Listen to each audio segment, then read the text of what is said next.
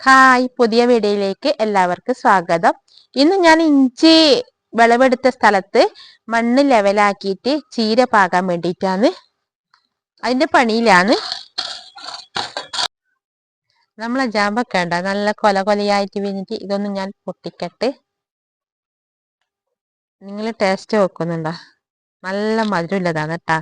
അടിപൊളി ചാമ്പക്കയാണ്, നല്ല രസം. പക്ഷെ എനിക്ക് ഞാൻ പൊടി തോർത്തുന്നതാണ് കേട്ടാ.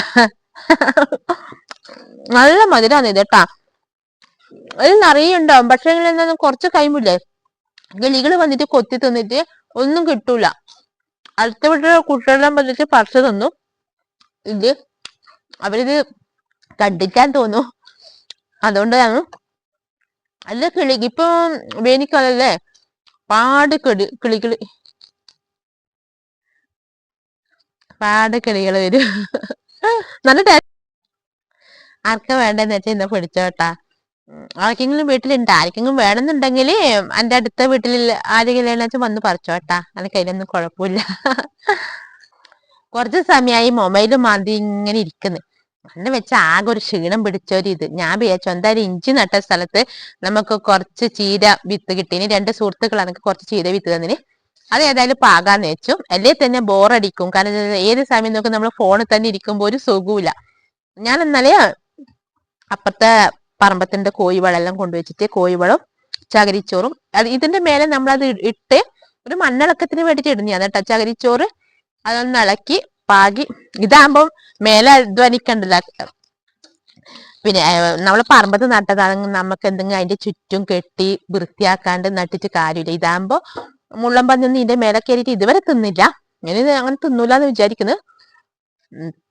അല്ലെങ്കിൽ നമ്മൾ പറമ്പത്തെല്ലാം നട്ടാല് പിന്നെ എല്ലാം വിഷമാപ്പ. എന്തെങ്കിലും നട്ട് ഇപ്പുറത്തുമ്പോഴേക്കന്നെ എന്തെങ്കിലും വന്ന് അത് മുറിച്ചോണ്ട് പോകും. കപ്പ തൈന് ഞാൻ കഴിഞ്ഞ മഴക്കാലത്ത് ഒരു 25 കപ്പ തൈ നട്ടേ, ഒന്നും ബാക്കി ഉണ്ടായില്ല. അതിൽ മാത്രം 2 കപ്പ തൈയാണ് ബാക്കി ഉണ്ടായത്.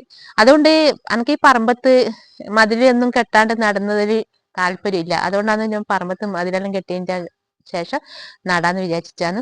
അതിനുശേഷം നമുക്ക് മതിലിൽ ഇങ്ങനത്തെ ചീരല്ലേ. കഴിഞ്ഞ ആഴ്ച ഞാൻ മുളക് പച്ചക്കാന്താരി നട്ടിന്. പക്ഷെ നട്ടോക്കുമ്പോഴേക്ക് പറിക്കാൻ ഏണിയാരം കൊണ്ടുവരും. അങ്ങനെ മേലെ എത്തിയിട്ട് പറിക്കാൻ കഴിയുന്നില്ല. അത് പറിക്കാൻ വിഷമായതുകൊണ്ട് പിന്നെ ഇഞ്ചി നട്ട്.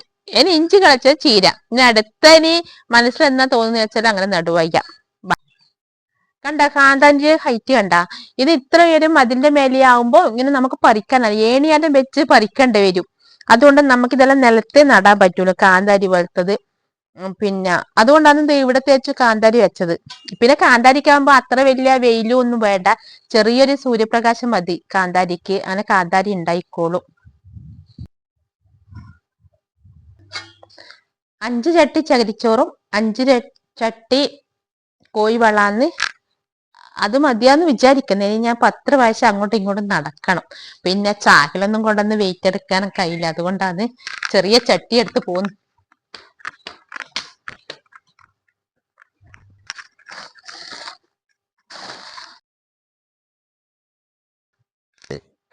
ഇത് ചകിരിച്ചോറ്,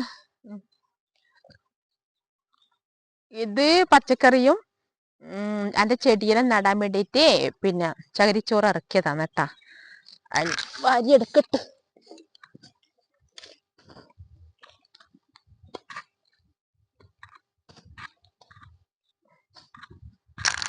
ഹായ്, പഠിക്കലാ? എക്സാം അല്ലേ കുട്ടി പഠിക്കലാണ്.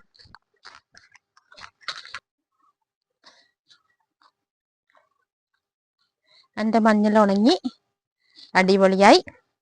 ഇനി അങ്ങനെ കെട്ടി വെക്കും കേട്ടാ. ആർക്കെങ്കിലും വേണ്ടെങ്കിൽ അങ്ങനെ കൊടുക്കും, അല്ലെങ്കിൽ ബാക്കി നമ്മളെ ആവശ്യത്തിന് മാറ്റി വെക്കും. പച്ചമുളകും ഏകദേശം കണ്ടാ ഉണങ്ങിയല്ലേ. മുളകെല്ലാം നല്ല രീതിയിലായി. എന്നത് കുറച്ച് ഉണങ്ങാനുണ്ട്.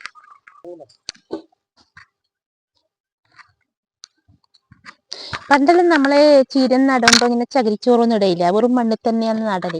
ഇപ്പാണ് ഈ ചകിരിച്ചോറെല്ലാം ഉപയോഗിക്കാൻ തുടങ്ങിയത്. പിന്നെ മറ്റു ഗ്രോ ബാഗിലെല്ലാം നമ്മൾ മണ്ണും വളങ്ങളും നട്ടിട്ടാണ് നടലി. പക്ഷേങ്കില് ഇപ്പൊ ചകിരിച്ചോറിടുമ്പോ അതിൻ്റെതായ മാറ്റം നമുക്ക് കാണാൻ തുടങ്ങിയട്ടാ. വിളവെടുക്കുമ്പോ എന്നാലും നമുക്ക് വളല ഇട്ട് കൊടുക്കാനും നല്ല മണ്ണിളക്കം കിട്ടുന്നു ഈ ചകിരിച്ചോറിടുമ്പം.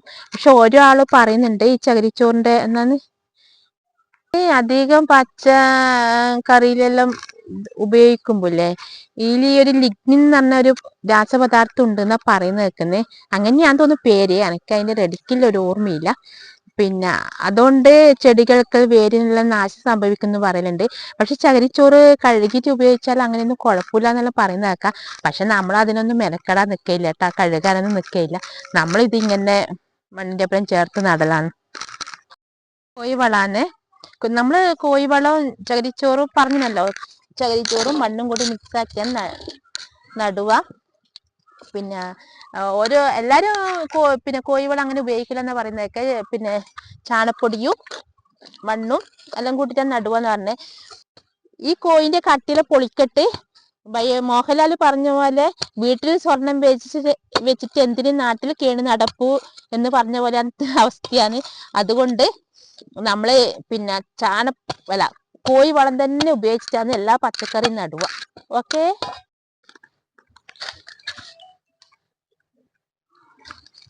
അങ്ങനെ നമ്മള് വളവും ചകിരിച്ചോറും ഇട്ട് കഴിഞ്ഞോട്ടാ. പിന്നെ കണ്ട ഈടെ കണ്ട കൊട്ടുറുമ്പ് ചോന്നെ ഈടെ കണ്ട ഈ ജാമ്പക്കേന്റെ മേലെ കൊട്ടുറുമ്പ്. ഇവർക്ക് ഭയങ്കര ഡിമാൻഡാണ് കേട്ടാ. കഴിഞ്ഞ പ്രാവശ്യം നമ്മള് പയറ് നട്ടില്ലേ, പയറ് നട്ടില് ആ പുളിയുറുമ്പ് കൊണ്ടാക്കുന്ന ഒരു സാധനം ഇല്ലേ, ഒരു മുഞ്ഞ, അത് ഈ പയറിന് ഇങ്ങനെ പറ്റി പിടിച്ചിന്. അത് നമ്മളോട് ഒരാള് പറഞ്ഞു ഈ കൊട്ടുറുമ്പ് പയറിന്റെ മേലെ ആക്കിയാല് പിന്നെ ഈ മുഞ്ഞ തേച്ച് തിന്നു, ഈ പുളിയുറുമ്പ് ശല്യം ഉണ്ടാവൂലെന്ന്. ഞാൻ എന്നിട്ട് കൊറേ പറമ്പെല്ലാം നോക്കി നടന്ന് ഒരു പറമ്പിൽ നിന്ന് എനിക്ക് കൊട്ടുറുമ്പ് ഇട്ട് ഞാൻ വലിയ ഒരു ലുങ്കി നിലത്ത് വിരിച്ച് ആ കൊട്ടുറുമ്പിനെ പൊട്ടിച്ച് ഓടി വന്നിട്ട് എന്റെ പയറിന്റെ മേലെ കൊണ്ടുവച്ച് ഞാൻ വിചാരിച്ചു ആ പുളിയുറുമ്പിനെയും കൊല്ലും, ഈ മുഞ്ഞിയെല്ലാം തിന്നു വിചാരിച്ചു. എന്ത് കാര്യം, ഒന്ന് ആ ചോന്നുറുമ്പ് പയറിന്റെ ഇല നിന്നിട്ടില്ല. വേണ്ടാണ്ട് ഇപ്പൊ എന്റെ ഇതില് ജാമ്പക്ക മരത്തിൽ നോക്കിയാട്ടെ, അതാ പറഞ്ഞേ ഇവര് ഒന്നും ഉണ്ടാവൂല. കോഴിയും താറാവും ഇല്ല കാര്യം എല്ലാവർക്കും അറിയാലോ. ഇന്ന് എനിക്ക് എത്രയാ കോള് വന്നിന്നറിയാം, മുട്ടക്ക് വേണ്ടി, താറാവിന്റെ മുട്ടക്ക്, കോഴി മുട്ടക്ക്. ആവശ്യമില്ല പാടെ മുട്ടയില്ല സമയത്ത് ഒരാള് വിളിക്കൂല. ഇന്ന് 4-5 കോള് അപ്പേക്ക് മുട്ടിയും ഇല്ല. അങ്ങനെയാണ് ഇത് ഉണ്ടാവുക. മുട്ട ഉണ്ടാകുമ്പോ ആളുണ്ടാവൂല, അല്ലെങ്കിൽ ആള് ഇഷ്ടം പോലെ വിളിക്കും. അങ്ങനെ പിന്നെ എന്റെ ഇത് ചകിരിച്ചോറും പിന്നെ കോഴി വളലിട്ട് റെഡിയായി. ഇനി ഞാൻ ചീര പാകട്ടെ.